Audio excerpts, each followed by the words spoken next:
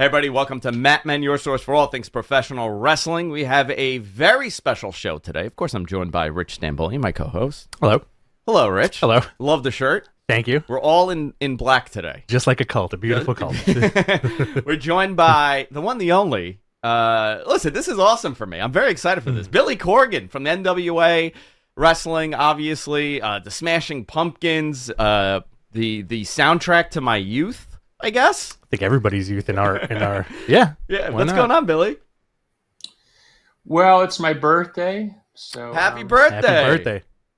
It's a sign of my insanity that I'm working on my birthday, and so wrestling, my birthday, and I figure this is probably my 10,000th interview in life. So maybe it's a coming together of all the forces. You know, do you ever get tired of doing these interviews?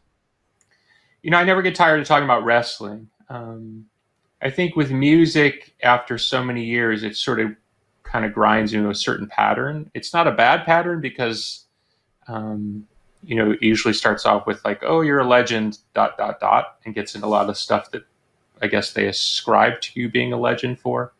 Wrestling, at least to me, feels like a fresher opportunity where in my musical life, there's a lot of set narratives and there's only so much I can do within those narratives, you know. I don't mind being the bad guy in music, but it gets a bit old after a while. Like I got little kids and, you know, at some point it's like, I'm not the guy you wish I was, the goth guy living in his basement, but I realize that helps you sell some clicks. So I just find wrestling a fresher opportunity as far as a public part. It has to be. By the way, we're here to talk about NWA 312, April 7th. We say 312. 312, like, the area code. Yes, the area code 312. Even though we're wrestling in the 847, so it's a bit confusing. But we felt everyone would at least know what 312 was. It's going to be live in Highland Park, Illinois. It's going to air on Fight, obviously. We'll give you guys a link in our notes here. Also, television taping is scheduled for April 8th.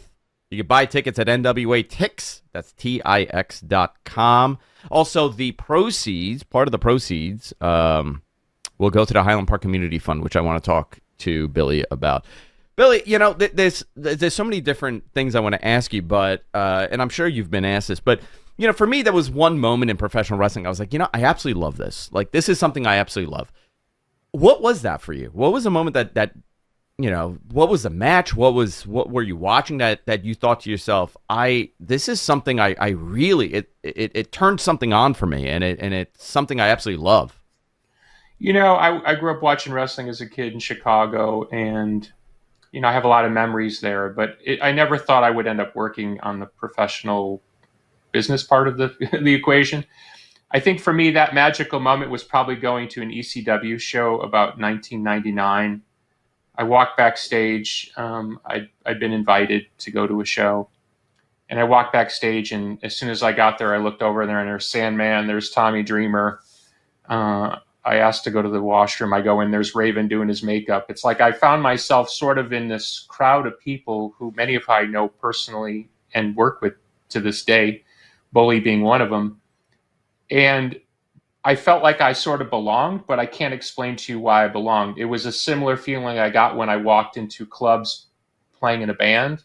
Walking into that ECW atmosphere, I felt like I belonged somehow. Like the things I was in the world sort of belonged in that weird world, even though I had no context for it at the time. Now, first of all, happy birthday, Billy. Thank you.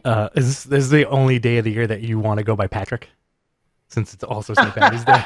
Is that yeah. You know, I tried that in high school. I got sick of my name. Everybody called me Bill. So I tried Patrick in high school and it never flew. So you're the first person to bring it up, I think, in about 30 years. But go on then. all my questions are Patrick-related questions. So that was the moment, you know, like you said, being in that ECW locker room. Was that the time where you were like, I want in, I'm a musician, but no. I want in on this business. I want in on the wrestling business. Okay. No, when was not that? at all. Not at all. I just felt like I sort of belonged. And then them being carnies, you know, they immediately got me into an angle and had me appear at a show. And I get it. It was good fun, you know? And like I said, now that I know, you know, Tommy and Bully and Lou D'Angeli for 20 something years now, it makes sense. Like our relationships endured. My being welcomed into the world of ECW stuck. Like it's still part of me, you know.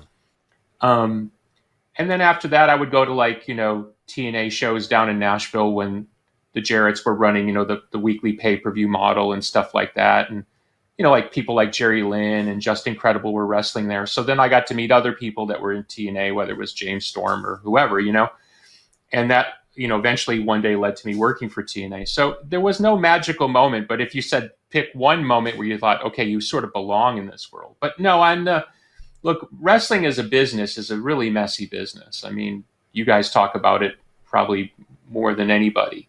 It's a really messy business. It's not run, let's say, as proper as it should be, and it's not run equal to a lot of other businesses in entertainment. I'm not trying to say I'm the person who's going to change that, but I'm at least trying to update it into the 21st century. And I think combined with my passion, my love for professional wrestling, my relationships, I've been able to do some of that. And I think you see those changes coming with the, you know, the bigger companies that are out there. So it's a mixed bag, you know what I mean? Like it's like, I feel the same way about rock and roll. Like I love rock and roll, but it's a really messed up business. And even though I've been very successful in it, I'm not going to sit here and tell you it's all, you know, wine and roses, because it's not even close to that. What would you change about the professional wrestling business? I mean, coming from entertainment, you know, on a mega scale, I mean, let's be honest, you had one of the most successful rock bands of the decade of all time for rock and roll. What are those changes that you would see? I mean, I guess seeing it from the entertainment side to the professional wrestling side. Well, not to correct you, we're still one of the most successful bands in the world. Of course you are. Yeah, of course. No, because it's important for people to understand, because sometimes, you know, the way this culture works, if they think you're from an era, that's what they think you're from. And I've been lucky enough to endure on the musical side at the highest levels for over 30 years. And the reason I bring that up and even cut my own little promo on that is to say, look, I understand what success feels like, not only in a decade, but in multiple decades. So I've watched the professional wrestling business sort of, you know, kick its feet in the dirt over changes over, say, the last 20 years. I think the most important thing that I would point to, number one, is mental health. The business is set up very much like the music business, where there's a lot of insecurity, and there's financial reasons for that, and there's cultural reasons for that. I'm talking about wrestling cultural reasons for that. But the level of mental health, the mental health of your particular talents is far more valuable than I think companies in the past would have thought. And I think in 2023, we have to be much more conscious of that, because we want to present to the public, particularly for young children and stuff like that. We want them to understand, like, look, this is meant to be, it's dangerous, but it's meant to be safe. It's meant to be provocative, but it's not supposed to be dark to the point where, you know, it's a sad ending at the end of the day. Like I like to say, nobody wants to see our heroes in wheelchairs and stuff like that. So I think mental health, and then into physical health, the long-term health of the professional wrestlers themselves. You know, I know people have talked about health insurance, and there's financial reasons there, and the independent contractor status. I mean, anybody who's a kind of even somewhat casual wrestling fan sort of understands those dynamics. But I'm saying at the granular level, the mental and physical health of the roster, I think, is really important. And those updates, particularly in the last few years, I think are very valuable. Now, that's a fascinating point that you bring up. Like, I don't think we've ever heard that before from a promoter or anybody, you know, especially about the mental health aspect. Now, I kind of want to tie that into something else here, where how has being on tour your entire adult life helped you in that regard with talent relations? You know, like you said, the music industry isn't all wine and roses. I assume the wrestling industry is not all wine and roses either. Yeah, I think I have a very unique position. You know, I mean, look, when you come into the professional wrestling business and you're not a talent yourself, meaning a wrestling talent, you know, you quickly understand the distinction between like the boys and office or whatever, right? Okay. I've heard all those things through the years. I've had wrestling writers make fun of me as like some sort of mark that wanders around with the checkbook in my hand. The fact of the matter is as a talent myself for, you know, 35 going on 40 years, I can really tell the signs of when people are struggling. I can really tell when their own sort of inner demons or their insecurities are getting to them. And I would look to some of the roster that's on the NWA. Tom Latimer, for example, who I've worked with for years, going back to TNA and now a member of the NWA roster. Tom's been very public about his struggles, his issues with drink and drugs and stuff like that. Getting him into a stable environment where he can bring his best self to work and feel that he's protected, supported, and we have his best interests at heart has been very valuable to someone like Tom as a human being. And by putting Tom Latimer, the human being, first above Tom Latimer, the performer, well, then we get to see the best of Tom Latimer, the performer. So that's an example I would point to. But like I said, having been on tour all those years, I can see the warning signs. I find myself pulling certain talents aside and saying, look, yeah, we're here to work, but if you need help or you need to talk to somebody or you want to have a conversation outside the bounds of being in this company, feel free, we can always talk. And you'd be surprised how many people take me up on those conversations, because just the fact that somebody cares and says to them that who they are in life is more important than who they are in a wrestling ring can be very valuable. And let me tell you, I've been in that situation 1,000 times. And most of the times people reinforce that my only value to them in music was whether or not I could sell records or tickets, and that my own mental health wasn't that valuable to them and they didn't really care. It was kind of like, that's your problem. And I think we need to evolve past that. Has that gotten better in the music scene? Are I guess management and the labels more conscious of that, of the talent? Yes. There's an organization that started a few years back called Music Cares, where they go out of their way to make sure people can go to rehab if they need to go to. There's kind of a fund set up, and there's fundraisers every year, and a lot of the top stars come and play. I've even played one of the benefits myself.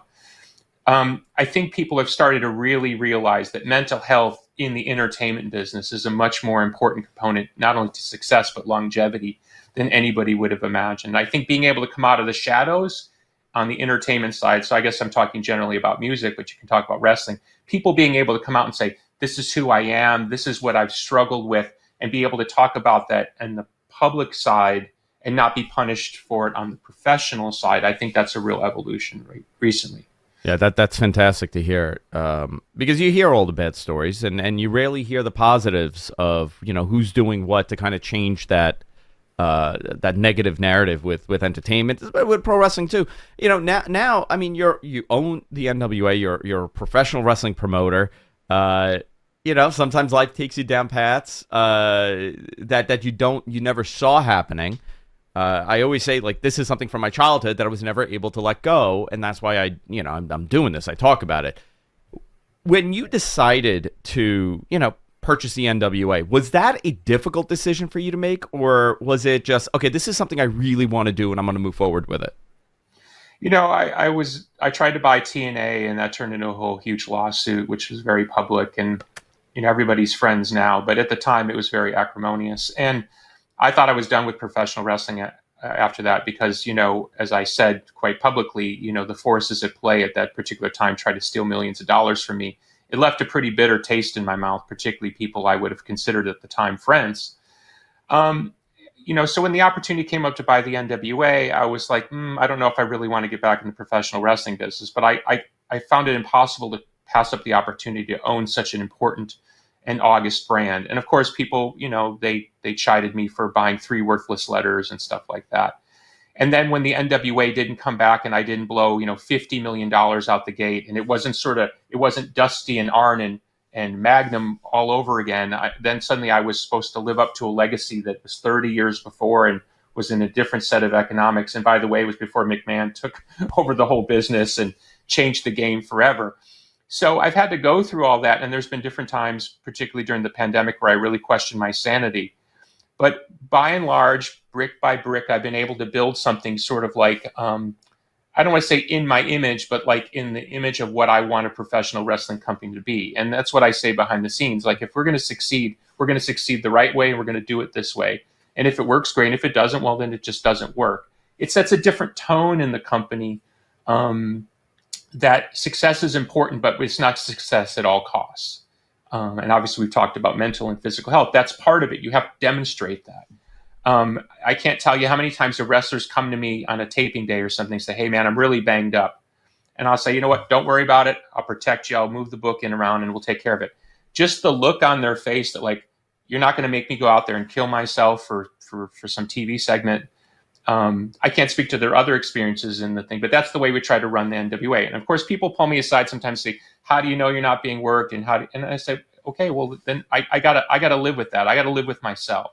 In essence, I want to create a really positive 21st century NWA that has the opportunity to run at the highest levels. And remember, when you talk to network executives, people that run some of the biggest networks in the world, both broadcast and digital, they're very concerned with how people are portrayed in the 21st century, whether they're from a different background, whether they're, whatever their sexual interest is, their genders, whatever. It's a very complicated world like that. But the point being is they want to make sure that wrestling is moving in accord with the rest of the culture. And so presenting a positive image that's very inclusive, not woke, because I'm not the biggest fan of all that stuff, but basically like, look, this is who we are. We represent everything equally. We want everybody to have a fair opportunity, no matter where they come from, no matter who they love.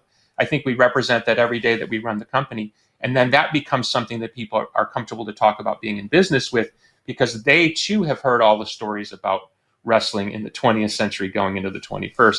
And whether or not I want to live up to that, I'm held up to that because of the stories that people have heard. And of course, everybody's watched Dark Side of the Ring and all that stuff too. So if you inherit that, fine, but you also have to be part of the change on that. Now, it strikes me as, just talking to you for the last 10 minutes, that you strike me as this is an honest guy who loves professional wrestling, and taking into account everything that you just said about the business, about being a promoter, and all the extra stuff on top of it. A lot of folks don't really know what exactly goes into running something of that magnitude. What has been your favorite moment as a promoter, small or large, or even as a person, just being able to run and own NWA and interacting with the people that you do on a daily basis? Sure. Well, there's the personal end of the relationships. You don't make a lot of friends in the professional wrestling business, but I have made some. But setting that aside, I think my greatest thrill is giving people the opportunity to perform at the highest level. And we've had a lot of people come through the door that have either been overlooked by the wrestling business, have been told they have no upside in the wrestling business, or they've been discarded by a major company and said, okay, your run's basically over. And helping them in sort of like a partnership, find value in a new character, in a new approach, with a new audience, with a different set of opportunities. That's really a great thrill, because sometimes we call the NWA the land of lost toys, because we have people come in that have been told, hey, your best days are behind you. I've certainly had that happen to me in the music business, and I proved everybody wrong 100 times over. So I'm very sensitive to that, of what it feels like to be told, okay, you're done, and then be given another chance. And I think there's a certain sort of level of loyalty and fidelity to what we're trying to do with the NWA. One thing that I was really encouraged by yesterday was, we just saw that Taya Valkyrie got signed to AEW. First of all, working with Taya was a complete joy. One of the best professional wrestlers, not just female, best professional wrestlers I've ever worked with. Total professional on every level. I can't say enough good things about her. But the fact that she went out of her way to thank us yesterday, myself included, on her way to AEW, and of course we wish her the best in that. That's part of why we do what we do. It's because we are invested in the people, and I think you see over time, it's taken some time, that people are loyal to what we're trying to accomplish because they recognize it's something a little bit unique in a wrestling business that has a lot of commonality in it. I just looking at the card and touching on something. It's a very diverse card. It's a very diverse, wrestling roster of talent. From EC3 to Scion to Tyrus,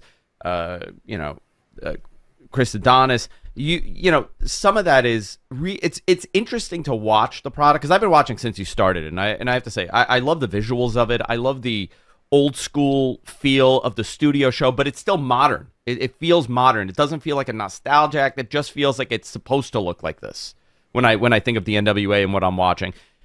But the wrestling is also, to me, it caters exactly what I love about professional wrestling. It is, the traditionalism meeting the new style. Is that something that you're conscious of when you're putting the card together, that you want the prestige of the legacy of the NWA represented in your product on top of modernizing? That's difficult because most people that you're trying to attract, young people, don't really care about history. Even with the Smashing Pumpkins, when we make new fans, people automatically assume, oh, they're a fan of Siamese Dream or something, and then you talk to them and you realize they're actually a fan of the new music that you're making. People want to have their experiences in their time, and although they appreciate and respect history, by and large, they want history made in their time, right? Like we started this off by talking about me walking into ECW locker room circa 1999. Of course, we know everything that happened after that with ECW, but that ECW will forever be in my heart, right? We want to make those same memories for young people now. So I think what you're trying to do is you're trying to find the respectful balance of what NWA historically represents, which, if you remember, was an affiliation of a lot of different promotions. So the best place the NWA really works is like what we just did in Mexico City in front of 30,000 fans at this music festival that I ran called The World is a Vampire, where we worked with AAA, creating opportunities, creating relationships with other companies, and creating kind of dream supercards and stuff like that. I think that's what we can bring to the table in the 21st century is the historical aspect of the NWA. But that said, as much as I love me some Tyrus and some Chris Adonis, right? And as much as I love me some, La Rebellion versus, in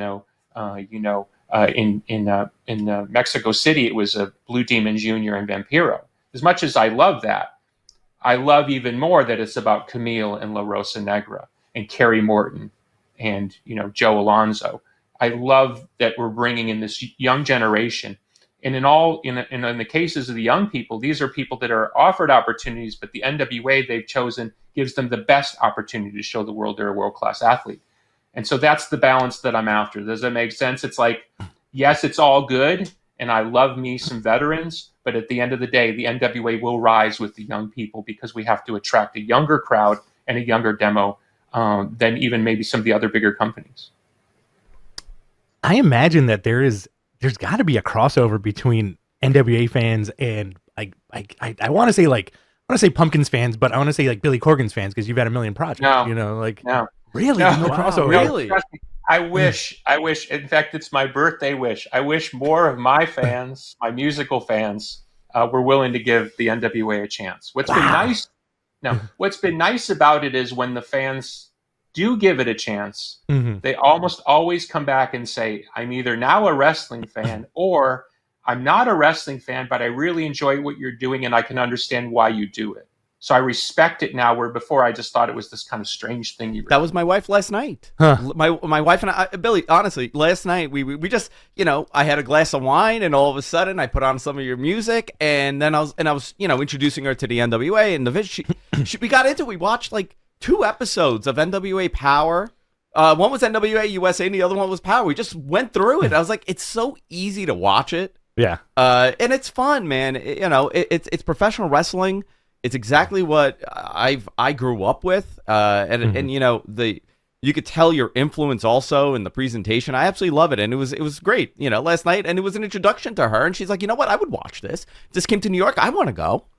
It's intimate. It feels like you're there when you're watching it, which, just my honest opinion of it. Yeah, sorry to interrupt you. I think the difficulty for, I've used this term before, but, I call it in the bubble. So I would say that us talking today, we're in the bubble, right? We're paying attention to who's signing where and, the backstory on why somebody was pulled off of Raw and all that stuff. That's in the bubble. But the fact of the matter is most of America and most of the world is not in the bubble. And the traditional audience for professional wrestling, up until really about 10 years ago, was the biggest mainstream crowd you could attract, from grandma to a little kid. And wrestling in the last 10 years has gotten away from that. And there's various reasons why, and some of them are positive. I firmly believe that the future of professional wrestling moves it back to a mainstream position and its appeal is to the broadest audience. That's the wrestling I grew up on. That's the wrestling that historically has hit the highest levels. When people talk about the Attitude Era, they have to understand that was everybody was watching. That demo was massive up and down the scale. It wasn't just guys like us wearing black, you know what I mean, talking about Roman Reigns versus, Andre, who's a better champion, whatever those great arguments that people have in bars, I think a lot of it was the time, the Howard Stern, Extreme Sports, MTV, it was in your face. Everything was connected. Pre-streaming too. Huh? Pre-streaming too. Pre-streaming. Yeah. Everything was connected, and it was refreshing. It wasn't traditional. The music scene wasn't the traditional music that you imagine. We came out of the hair band era. We went into grunge. It was raw. Everything felt, for lack of a better term, it was raw. Let me say, I still, quote me on this in 10 years. I think wrestling's biggest days are still ahead. I agree with you. Yeah. As big as the NWA was, Vince made it bigger, right? And then people look at that and say, wow, that was massive. And yes, of course, WWE's massive. But compared to UFC, compared to the NWA, there's still room for growth. That's why people are out looking at the WWE on the open market for sale, because people realize there's growth to go. Yeah. And look, and you wouldn't be investing in the professional wrestling business if you felt that it was flatlined. That's another aspect of it. Well, it was flat when I bought 5 years ago, and now I get business people sending me stuff all the time saying they can't believe some of these earnings reports they see from WWE, and I always write them back. See, I told you, I'm not insane. This is just not some kind of weird hobby. There's a growth vector here. So I would say to people in the bubble, which I'm including everybody here in the conversation, is stay focused on the fact that wrestling's best days as a business, if you love the business or you love the performers, the best days are ahead of them. And you see tension there with brand, right? Like the story with, Sasha, leaving WWE and being on The Mandalorian. I mean, you see the rise of individual brands. Brock Lesnar, of course, left, went to UFC, became a bigger brand, and he raised his value and works a part-time schedule for Vince, where 20 years ago they wouldn't have allowed that. Those are small signs of what's coming, and that includes Jake Paul coming in and stuff like that, or Bad Bunny. The opportunity of wrestling to grow to an even bigger global platform and a larger global audience is unprecedented, and digital is very much a part of that. Social media is a part of that. So stay focused on that. Why you want to get into every little turf conversation, or you don't understand why Billy's over here in the corner doing what he's doing, understand that my personal faith and my investment in it is I believe that the NWA can rise up to a level that is even greater than the NWA before. Now, if you look at what I'm doing now, you're going to say he's totally insane. But that's what they said about my band and my musical life. And here I am, 35 years later, still going. So that's how I feel about it. And I think there's plenty of empirical data to suggest that everything is still trending upwards. Let's talk about this card a little bit, Billy. I'm excited for it. NWA 312, April 7th, a few weeks away, 3 weeks away from Chicago, Highland Park, Illinois. I don't want to make the mistake and say Chicago. Well, you know what? No, you didn't, because honestly, we say Chicago even though we live in Highland Park. It's hard to explain. It's like you live in the suburbs, but you still say Chicago. So you're in the realm of, but you're okay for us. That's me. I'm in Queens. We live in Bayside, Queens, but I'm in New York. Yeah, City. Right. You say New York, right? Yeah. I say Queen. I never say I live in I live in New York City. Let's talk about this card. What are you most excited for? I mean, it's a jam-packed card. Great matches, great talent on there. Obviously, I'm going to order it, as I do whenever you run a show. What's the most exciting thing for you on the card? I think La Rosa Negra and Camille, I'm very excited to see this. And I think that's a perfect example of what makes the NWA a little bit different. La Rosa Negra was a wrestler that was recommended to us for years, and it just never clicked. And then the opportunity finally came. She came in, was in a match actually against Taya, and got injured. It was just an accident. Had to go to the hospital, was out for a little while. There's some kind of rib stomach thing. It was a bad spot. It was just some bad spot went wrong. And, literally came to me the next day, holding her rib saying, I can go. And the reason she's saying she can go is because she's afraid she's going to lose a spot that she's been waiting a chance for years. I said, don't worry, I got you. We brought her back. As soon as I got to see her wrestle a full match in person against some of our talent, I knew right away I wanted to give her a title opportunity. And so we lined that up. And then when I actually went to her and I said, okay, I want you to do this. Are you cool with this? She started crying and she said, you mean for like the tag titles? And I said, no, you're going to wrestle Camille for the world title. And that's what I'm saying is like the ability for a talent to come in and make their name really quickly in the NWA. I think that's exciting. So Camille is a big game player. Camille's best matches are always against an opponent who's ready to go at a top level, and La Rosa Negra's experience. I think this is a match to really watch out for. I'd also watch out for Kerry Morton versus Joe Alonzo. Joe Alonzo's so definitely an up-and-coming talent. And he's one of those guys where it's like, on first blush, you think like, okay, he's like a lot of guys out there. He's a cruiserweight. There's a lot of guys kind of doing similar things. And sometimes it's hard to separate out cruiserweight out from the field. But a few people kind of pulled me aside and said, give this kid an opportunity. And when you see him work and when you see him talk and you see sort of the swagger that he has and the way he reminds you of other guys who've been successful in the business, I think he's one of those guys where you might look 4 or 5 years from now and his name will be on everybody's lips. So those are 2 matches I would point to. And of course, we have Tyrus versus Chris Adonis. Chris Adonis has been on me for years for a world title opportunity. And so he's jacked up. I said, if you weren't out there running your mouth trying to get on the Royal Rumble every 5 seconds, I'd be happy to give you a title opportunity. That's our little inside joke. But I love Chris, and I'm excited for him because, there's a guy that was pushed out of the WWE system, basically was told, okay, your best days are behind you. And he's rebuilt himself on the independent scene as a top-tier contender. And so I think that's where I look at matchups like that. It's like, it's not just the matchup on paper, like Tyrus 6'7", 380 pounds versus Masters, probably a good 320, still jacked out of his mind, and both of them being veterans.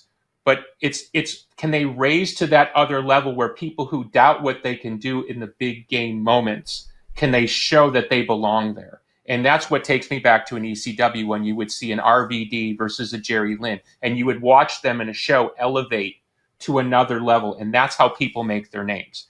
Because people get this kind of thing like, oh, I'm not a fan, or they want to bring in other things like with Tyrus, like bring in politics, right?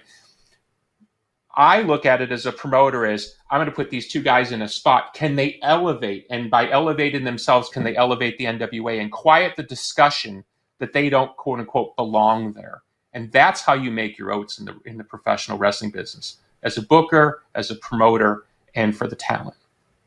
Very cool.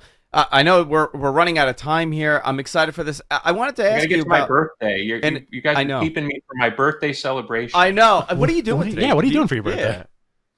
I don't want to say I'm old, but I'm 56, and so a nice birthday for me. We do have a fancy dinner planned, but I'm just going to take my kids shopping, and we'll just go. My kids love to go antique shopping with me, so we'll probably go over the border to Wisconsin. There's actually a place called Wisconsin. I don't know if you've ever been there, and people actually live up there. I can't believe it. And they make cheese.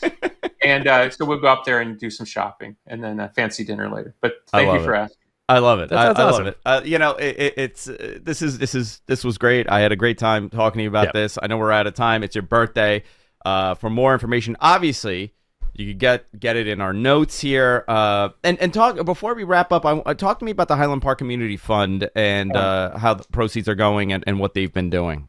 Sure. Well, quick story. So when I bought the NWA 5 years ago, I used to work in an indie promotion here. And of course, you'd think it would be a no-brainer. I buy the NWA, I bring the NWA back to Chicago for the first time in a while. And I just haven't. It just hasn't lined up. Last July 4th, this community, I live in Highland Park, Illinois, there was a mass shooting. I'm sure everybody heard about it.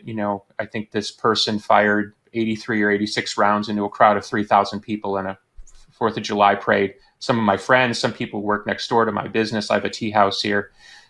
People shot. I mean, it's just total crazy, awful, horrible stories. So last year we did a charity concert, raised a bunch of money for the Community Fund, which is a 30-plus year charity, which helped give money to some of the victims and their families because people were very aggrieved, of course, by what happened. And there's a long tail to that. It's not just physical injuries. There's mental health issues and other issues, including people losing jobs and stuff like that. So we're doing a VIP event on April 6th. Tyrus, of course, has a book out, which is a bestseller. Medusa just put out a book. So we're doing a co-book signing at my tea house, Madame Zuzu's, on April 6th. So if anybody wants to come to that, NWATix.com. And then proceeds from that event are going to go to the Community Fund because we want to continue to support that. Love it. Love it. Wonderful stuff. Billy, happy birthday. Thank you for coming on. Enjoy the birthday. And that wraps it up, guys.